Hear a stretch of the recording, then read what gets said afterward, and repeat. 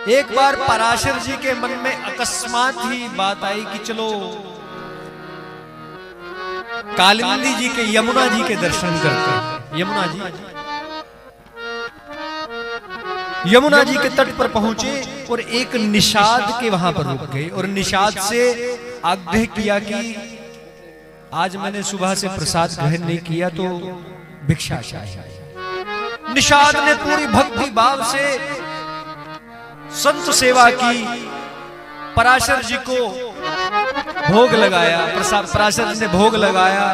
लेकिन उसी समय पराशर जी के मन में एक भाव आया कि मुझे यमुना जी को इस समय पार करके आगे बढ़ना है। अब किसी कारणवश वो निषाद उस नदी के पार नहीं जा सकता था, नाव नहीं चला सकता था, तो उसने कहा पराशर जी मेरी पुत्री है जिसका नाम मत्स्यगंधा है, वो इस नाव को खेना जानती है, आप मेरी पुत्री के साथ जाइए, वो आपको इस नदी से, यमुना जी से पार कर देगा। अब ये पराशर जी कौन है? पराशर जी जो राम जी के कुलगुरु हैं, कुल पुरोहित हैं, वशिष्ठ जी और अरुंधति जी उनकी पत्नी, इन दोनों के पोते हैं पराशर जी। और पराशर जी के माता पिता का नाम है शक्ति मुनि और दुष्यंती। वशिष्ठ जी के पुत्र, शक्ति के पुत्र पराशर है, मतलब वशिष्ठ जी के पोते हैं पराशर जी। निषाद की कन्या मत्स्यगंधा परम सुंदरी थी महाराज।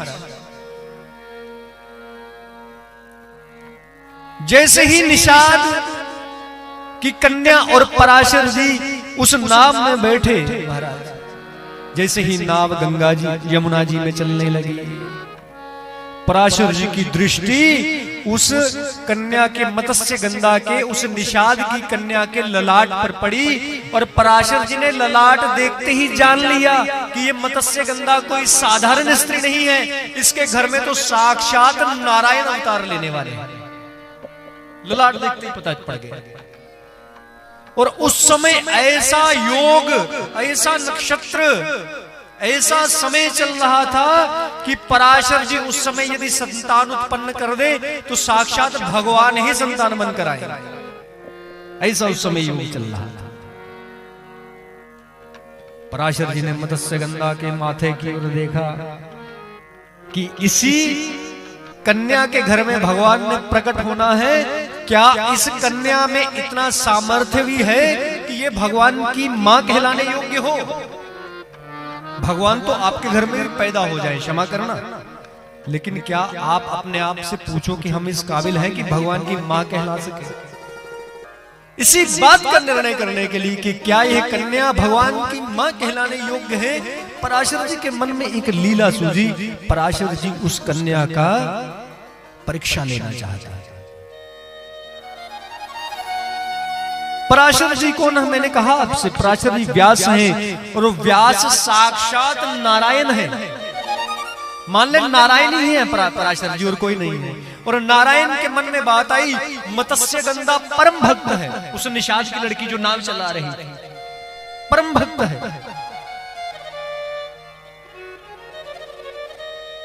भक्ति का मूर्तिमान स्वरूप है।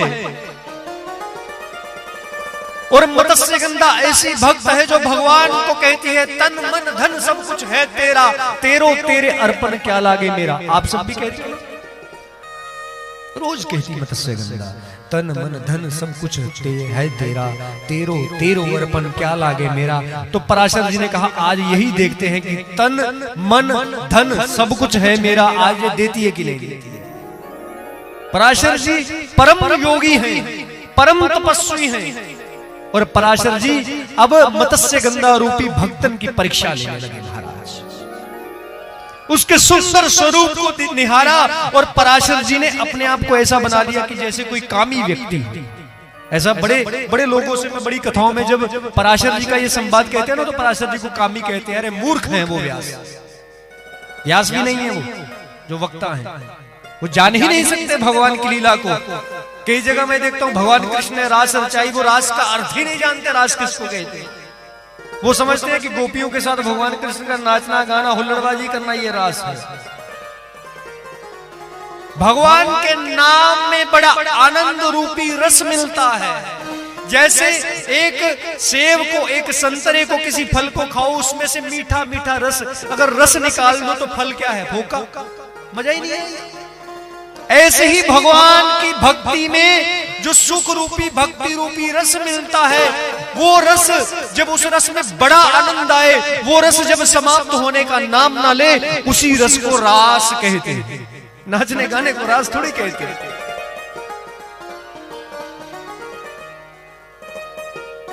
जैसे छोटी मोटी होली खेल तो उसको कहते हैं होली, बड़ी होली तो होला। पंजाब में होला ही खेलते ना, होला मोहल्ला। आपके हिसाब से समझा रहा हूं, आपकी समझ में आ जाए। वैसे ही भगवान की भक्ति में, भगवान की कथा में, भगवान के प्रसंगों में, भगवान को देखने में, भगवान की सेवा में जो आनंद रूपी रस हमें मिले, जब वो रस एक आधे घंटे का हो दिन में वो रस है, लेकिन जब वो रस 24 घंटे का बन जाए, जब सोते जागते हमें भगवान का ध्यान होने लगे, भगवान का स्मरण होने लगे, भगवान का वो भक्ति रूपी रस हमसे कभी युदा ना हो, कभी दूर ना हो, कभी समाप्त ना हो, उसी रस को रास कहते हैं। हमने रास को कुछ और ही बना लिया। ऐसे ही पराशर जी कामी नहीं है। पराशर ने कहा मत्स्य गंधा तू बड़ी भगवान की भक्तन बनी है, और भगवान ने वचन दिया है कि तेरे घर में प्रकटूंगा, मैं देखूं भी तो तू तन मन धन देने योग्य है कि नहीं। नहीं तो पराशर जी, अरे संत को क्या तुम समझते हो? संत की महिमा को क्या कोई जान सकता है? संत कामी है, कामी है तो महाराज ब्याह क्यों नहीं किया, घर क्यों छोड़ा? ऐसा सोचना भी अपराध है महाराज संत भगवान के लिए। और पराशर जी परम विरक्त संत है महाराज, परम विरक्त। जिसने कभी अपना जीवन में घर नहीं बनाया वो कामी हो सकता है? पराशर जी ने मत्स्य गंधा के सुंदर स्वरूप को देखा। नदी पार करते समय ऐसी लीला की कि मानो मत्स्य गंधा के रूप में आसक्त हो गए हो। मत्स्य गंधा को बड़े प्रेम से देखने लगे, बड़े प्रेम से। और देखते देखते देखते पराशर जी ने कहा मत्स्य गंधा, कहिए महाराज, मैं एक बात तुमसे चाहता हूं, कुछ चाहता हूं। महाराज मेरा सब तो भगवान का और संतों का ही है, मांग लो जो चाहिए। मत्स्य गंधा, मैं तुमसे संगम करना चाहता हूं। मत्स्य गंधा जानती है मेरे सामने पराशर है, जो शारीरिक संगम नहीं, जो आत्मा के संगम की बात कर रहा है। आजकल हमारी कोई यहाँ की कोई औरत कलयुग की होती तो वो सोचती कि शारीरिक संगम कह रहे हैं। और आज के जो व्यास है वो भी यही कह देते हैं हमारा शारीरिक संगम हुआ, कितने दिनों तक हुआ, ये हुआ वो है, बकवास करते हैं सब लोग। ऐसा कुछ नहीं हुआ। मत्स्य गंधा, मैं तुमसे संगम, इतना कहा, मैं तुमसे संगम करना चाहता हूँ। मत्स्य गंधा ने कहा मैं तो हूं ही भगवान की और संतों की, मैं तो चाहती हूँ कि मैं भगवान और संतों के चरणों में विलीन हो जाऊं महाराज। ये मत्स्य गंधा का उत्तर था।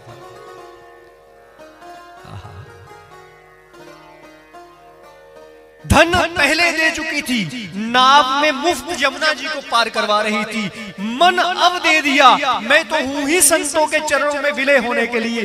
पराशर जी जान गए ये धन से और मन से संतों की और भगवान की हो चुकी है। अब तन से देखना है कि तन को अपना तो नहीं समझती, कहीं ये तो नहीं कि तन बहुत सुंदर है मेरा, तन का अभिमान है, चलो तन की परीक्षा करते हैं। मन में विचार आया।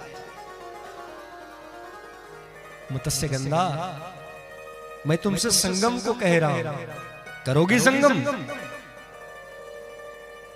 तो मत्स्य गंधा ने यूं ही हाथ जोड़े तो पराशर जी ने मत्स्य गंधा का हाथ पकड़ा, और जैसे ही हाथ पकड़ा तो मत्स्य गंधा विचलित नहीं हुई। जानती है ये साधु मेरा शील भंग नहीं कर सकता, क्योंकि साधु घर को बसने का आशीर्वाद देता है, उजाड़ता नहीं है कभी। ये साधु का लक्षण नहीं है। साधु किसी को गाली भी देगा ना तो गाली के बीच में भी आशीर्वाद देके जाएगा, जा बसता रहे। साधु अपने शत्रु का भी कभी बुरा नहीं चाहता, इसीलिए तो उसे साधु कहते हैं। साधु मतलब जिसका स्वभाव क्षमावान हो, क्षमाशील हो, उसको साधु कहते हैं। हाथ पकड़ लिया मत्स्य गंगा का, करोगी संगम? मत्स्य गंगा ने कहा मैं संगम को भी तैयार हूं, लेकिन हे महर्षि मेरी बात सुन ले। पहला तो मैं कुंवारी हूं, और अगर मैंने कुंवारी गर्भ धारण किया तो कौन मुझसे ब्याह करेगा? कुंवारी गर्भवती से कोई ब्याह करता है? कौन करेगा? दूसरा, मैं कुंवारी नहीं रहूंगी और मैं फिर किसी और पुरुष की पत्नी भी नहीं रह सकती यदि मैंने आपका संगम कर लिया तो। तन से मन से तो मेरा संगम है।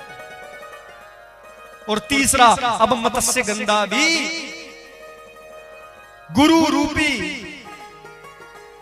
पराशर जी की परीक्षा लेने लगी कि मैं तो ठीक हूं, मैं तो उसका शिष्या चेला बन सकती हूँ कि नहीं, ये तो गुरुजी ने देख लिया, अब मैं भी तो देखूं कि गुरुजी मेरे गुरु बनने के लायक भी है नहीं। क्योंकि हमारे यहाँ पे कहावत थी, चाय पियो छान के गुरु बनाओ जान के। मत्स्य गंगा के मन में विचार है। मत्स्य गंगा ने कहा ठीक है, अगर आप मुझे दो चीजें दे दो, एक तो मेरा ब्रह्मचर्य नष्ट ना हो, मैं कुंवारी रहूं, दूसरा मेरा पुत्र होकर भी किसी को पता ना हो मेरा पुत्र है, सिर्फ मैं जानूं और मुझे इसको पालना ना पड़े, फिर तो मैं तैयार हूं महाराज, जैसा आप।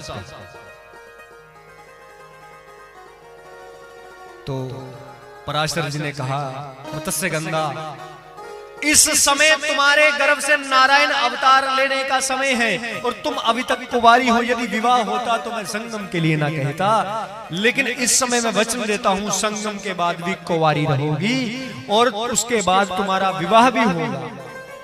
तुम ब्रह्मचारिणी रहोगी, तुम्हारा ब्रह्मचार्य नहीं टूटेगा महाराज। तो मत्स्य गंगा ने कहा संगम के लिए कह रहे हो तो कौन सी महिला खुले में संगम करना चाहेगी? तो पराशर जी ने कहा चिंता मत करो। पराशर जी ने कोहरे के धुंध के बादल ला दिए आगे पीछे और पूरा ढाप दिया और वो कश्ती एक टापू के ऊपर खड़ी हुई। टापू समझते हो? टापू होता है पानी के बीच में जो जगह होती है, टापू के बीच में खड़ी।